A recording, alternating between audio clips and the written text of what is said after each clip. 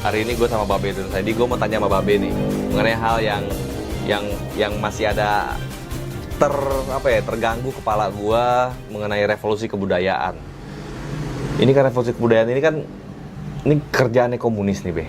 Iya. Katanya dulu ulama-ulama dibantai, Be. Yang di Cina. Di Cina, Be. Iya. Be, bisa nggak Babe tolong ceritain, Be? Gimana sih, Be? Revolusi kebudayaan itu awalnya seperti apa? Katanya Bini Muda Mao Zedong kan Babe pernah bilang dulu, Be. Jianqing. Jianqing, ya kan, Orang Be? Shanghai dia. Yang mimpin itu kan dia, Be. Iya, orang Shanghai dia. Gimana ceritanya, Be, itu, Be? Jadi begini ya, judul lengkapnya Revolusi Kebudayaan Proletarianisme Cina. Itu judul lengkapnya. Oke. Time frame-nya 1966 sampai dengan 1970. Itu selama 4 tahun ya. 66 mulainya, Be. Mulainya 66. Nah, Ini kok deket sama jatuhnya PKI di Indonesia, Be? ya dekat, bisa dikaitkan. Karena begini ya. Ada kaitannya tuh, Be? Bisa dikaitkan. Jadi begini, kata Mao Zedong, pandang ke selatan, ya kan? Karena kalau lu orang, ya kan, nengok ke belakang itu gunung. Oke. Kita kagak bisa pergi ke situ. Iya. Kita nggak bisa pergi ke situ, kata dia kan. Iya. Kita harus ke selatan. Iya. Nah, Indonesia salah satu yang dia incar. Karena itu dia ingin sekali berkuasa di Indonesia atau mengendalikan Indonesia melewati Partai Komunis Indonesia. Dalam YouTube lain kita sudah terangkan kan, bagaimana Dan Aidit dikomando, didikte agar membunuh para jenderal kan begitu.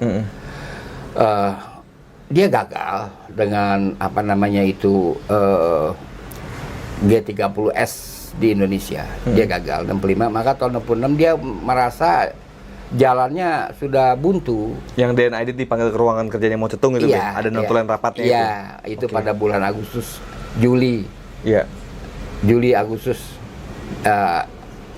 bahkan dari Juni, Juli, Agustus Aidit ada di sana. 65. 65. Iya. Nah, jadi dia merasa buntu setelah harapan dia menguasai Indonesia nggak berhasil melewati cara itu. Maka harus ada jalan lain, yaitu melakukan revolusi kebudayaan, istilah dia. Revolusi kebudayaan itu ujung-ujungnya adalah membunuh orang-orang yang mereka tidak suka. Pembunuhan itu dipimpin atau pelaksana revolusi kebudayaan adalah istilah orang-orang Cina sendiri, 4 komplotan Shanghai yang jahat. Yang itu dipimpin oleh Jiang Qin, bini mudanya Mao Zedong, ya kan, bini muda status, tapi kalau tampilan udah kagak muda. Lihat aja potretnya sendiri. Iya, Babe kirim ntar saya tunjukin di sini, oke, Be? Iya, Iya. udah nggak muda dia, yang keras benar.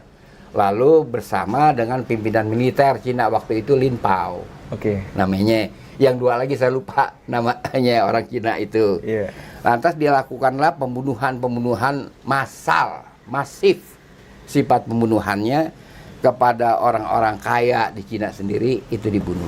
Orang kaya juga, Be? Dibunuh. Jadi orang kaya, ulama, Bukan ulama, umat pun dibunuh. umat pun dibunuh? Jadi artinya urutannya adalah orang kaya, ya kan, kemudian orang-orang beragama, terutama pemimpinnya tentu kan. Bahkan rencananya mereka juga sampai dengan meruntuhkan seluruh bangunan-bangunan keagamaan di Cina. Tapi itu sudah keburu gagal karena Lin Pao-nya mati pada tahun 70. Iya. Ya, Mao Zedong juga kemudian dia mati kan. Iya.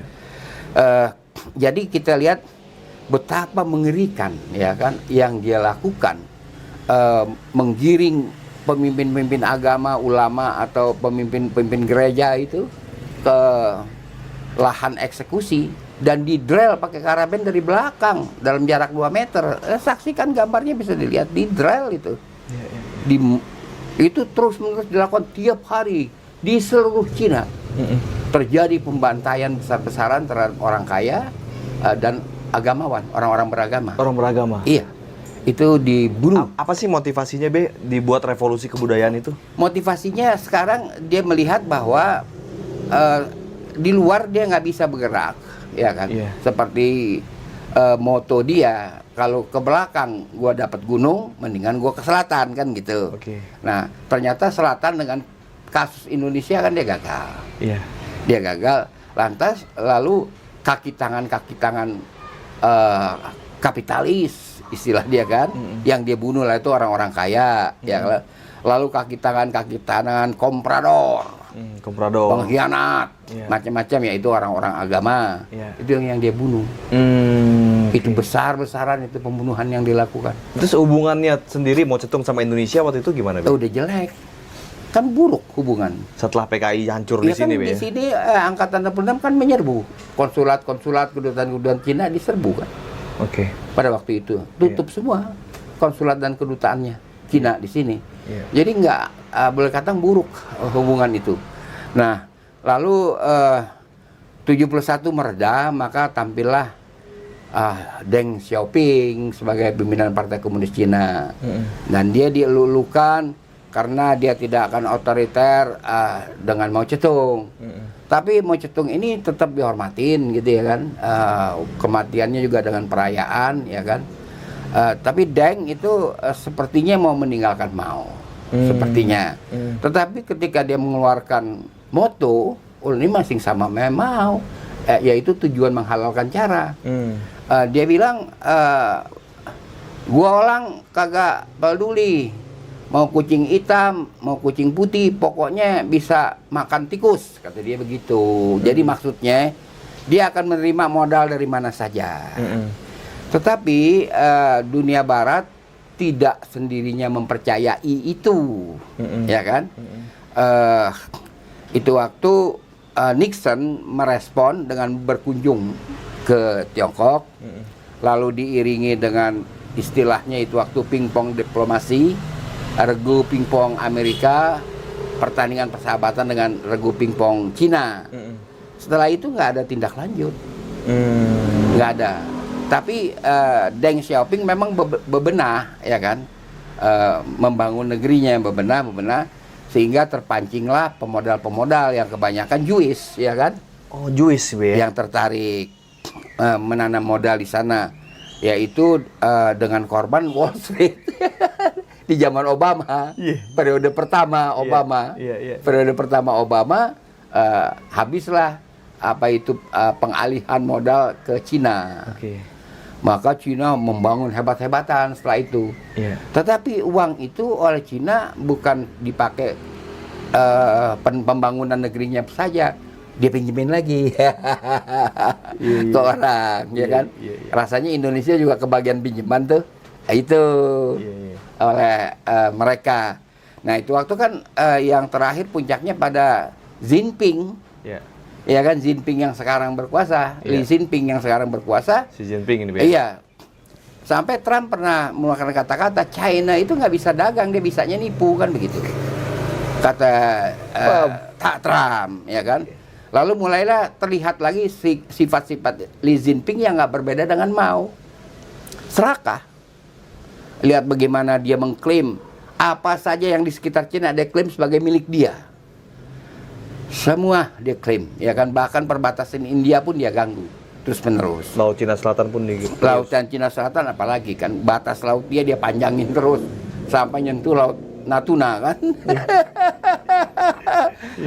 Ya kan? Sampai menyentuh terus dia ubah terus. Dan dia mengatakan kalau udah namanya laut Cina itu milik dia. Dia nggak suka kenapa Indonesia ganti jadi laut Natuna yang di sekitar itu. Loh, kalau nama ya, misalnya aja Samudra Hindia kan bukan miliknya orang India, ya kan? Waktu Bung Karno mau ganti nama Samudra Hindia yang di lempengan kita menjadi Samudra Indonesia kan ditolak dunia, nggak boleh. Itu adalah nama, itu nanti akan merusak navigasi, ya kan? Seperti Teluk Persia, kan juga banyak wilayah laut yang milik Arab. Arab mau ganti nggak bisa menjadi Teluk Arab, nggak bisa, itu Teluk Persia itu sebagai nama, nggak boleh merusak navigasi. Nah seperti juga Laut Cina, nggak boleh dia ganti dong. Kan kita punya. Tapi apa betul nggak sih, Be, itu memang sejarahnya itu memang itu milik Cina dulu, Be? Yang mana?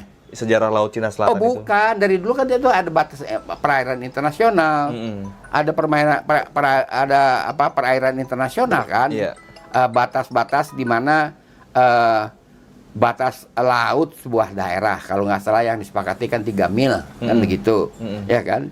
Setelah itu adalah bebas. Jadi Beh, tapi sebenarnya gini Beh, kalau misalnya kita lihat dari sejarahnya, ini bener nggak sih Beh, Laut Cina Selatan itu emang punya Cina dulu Beh, sampai dia kok berani menentang hukum UNCLOS gitu Beh? Iya, nggak bisa dong hanya berpegang kepada nama, ya kan, karena penamaan Cina itu kan bukan dari bahasa orang Han, itu bahasa orang Manchu. Han, Cina kan artinya menyerupai, seperti Tanjung Cina, ya kan, daerah kita kan, menyerupai Tanjung. Semenanjung Cina gitu Beh ya? Menyerupai Semenanjung, bukan sesungguhnya Semenanjung. Apa namanya, kawan kita Pondok Cina di Jakarta dekat Depok itu kan menyerupai pondokan, bukan pondokan bener, mungkin karena bangunannya, mungkin karena kesementaraannya. Pete Cina kita ambil, itu menyerupai pete karena bentuknya seperti pete, ya kan, dengan pete, tapi ukurannya lebih kecil. Jadi pete Cina menyerupai pete.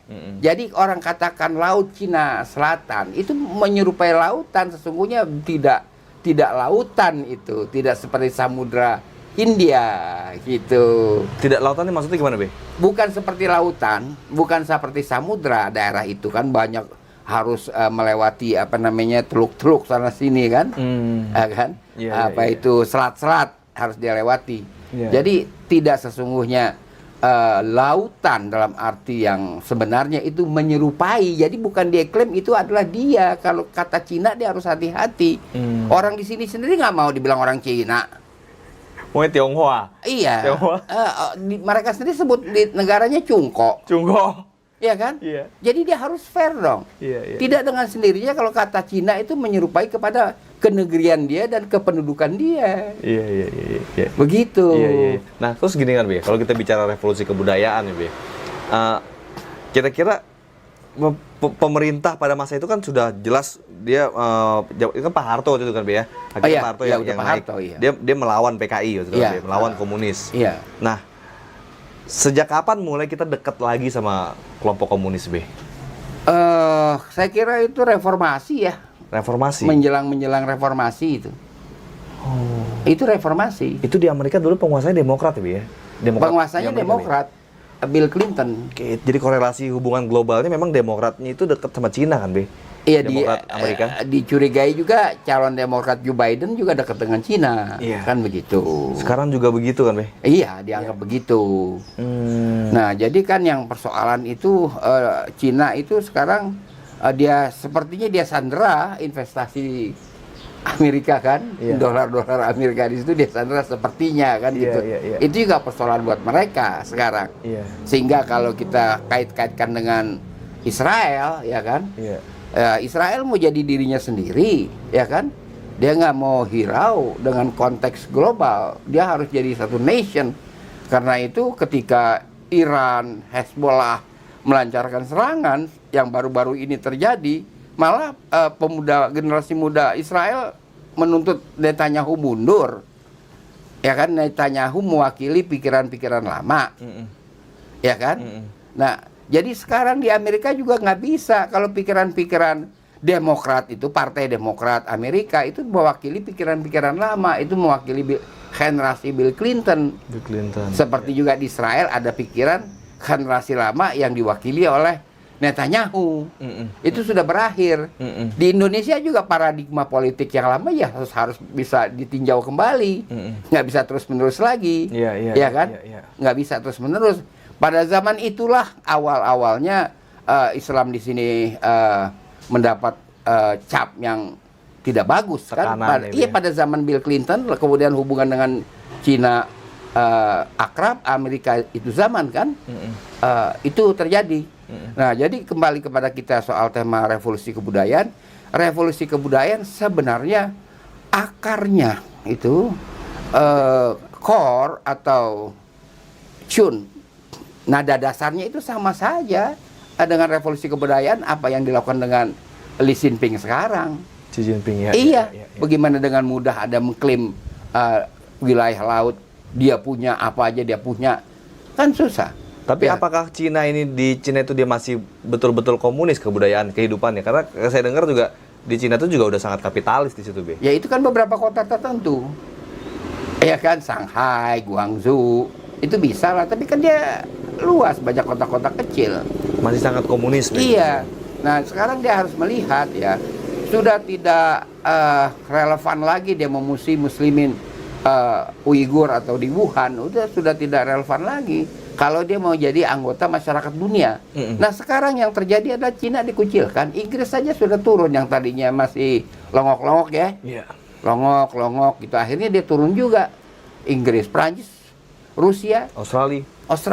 Ya, jadi dia sudah sudah terasing di sini, di tatanan masyarakat dunia. Jadi harus dia berpikir, dia harus ubah itu. Janganlah dia memiliki dendam sejarah. Dendam sejarah, Be.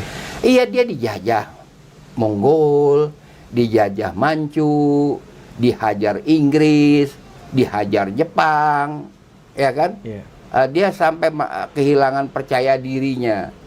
Sekarang ini dia memiliki percaya diri yang berlebihan, ya kan? Apa-apa mau mencapai prestasi dunia, apa-apa mau mencapai prestasi dunia, kan itu mesti bertahap semua. Dia harus hilangkan itu. Maksudnya komunis itu memang punya karakter yang dendam masa lalu itu akan diingat dipelihara. Bisa jadi di mana-mana. Kalau kayak di Indonesia ada dendam masa lalu. Sama, apalagi itu nasab sifatnya kan, keturunan komunis di sini. Kan bukan ideologi saja, tapi sudah keturunan yang di sini. Ya sama. Iya. Sama. Ini ada karakter yang sama, Be, antara komunis Cina sama komunis Indonesia. Iya, ada. Pelihara dendam masa lalu. Iya, dia pelihara itu. Nah, bagaimana dia bisa meneliti ke depan ya dengan memelihara dendam? Dia nggak bisa dong. Nah, jadi karena itu Cina itu harus belajar banyak. Kerugian dia tidak sedikit dengan pengepungan yang dilakukan sekarang. Dahsyat. Bahkan Trump itu, di kalangan Trump sudah timbul gagasan menunda Pilpres November. Ya kan? Dia bukan nyindir Indonesia. Lu buat apaan pilkada? Ya, gua aja Pilpres gua tunda. Masa lu makso-makso mau pilkada akhir tahun? Enggak, dia gak nyindir Indonesia. Enggak. Dia cuma menjalankan kepentingan Amerika saja. Kemungkinan Pilpres pun dia tunda karena ini masalah yang besar. Menentukan masa depan Amerika, menyelesaikan Cina sampai tuntas. Bukan Cina itu dimusnahkan, nggak boleh, ya kan? Nggak boleh itu dilakukan. Itu kan kita kembali kepada abad-abad awal Masehi, berarti kan nggak boleh. Jadi insyafkanlah dia, nggak bisa dia begitu terus. Dia adalah warga masyarakat dunia, nggak boleh dia seperti itu. Gitu. Mengerikan ya, Bang, teman-teman. Jadi tadi yang paling kena di di kepala gua pernyataan Babe adalah gaya komunis itu dia memelihara dendam masa lalu. Ini mengerikan. Mengerikannya gue bukan pikiran masalah di Cinanya, tapi komunis di Indonesia ini juga besar pada masa itu kan, dia pernah besar dan pernah ditumpas, dihajar. Karena memang kelakuan mereka sendiri yang luar biasa. Ngajar umat, ngajar ulama, sama ya gayanya. Priai juga dihajar loh. Termasuk orang Kristen, Katolik. Iya, ke priai lah intinya. Priai dihajar karena itu dianggap beda kelas. Dia kan kelasan straight ya, perjuangan kelas. Dia itu. Kelas itu nggak boleh ada, begitulah. Setara, satu rasa sama rasa. Sama rata sama rasa. Sama rasa sama rasa gitu ya. Kerja gitu nggak, Be? Kerja.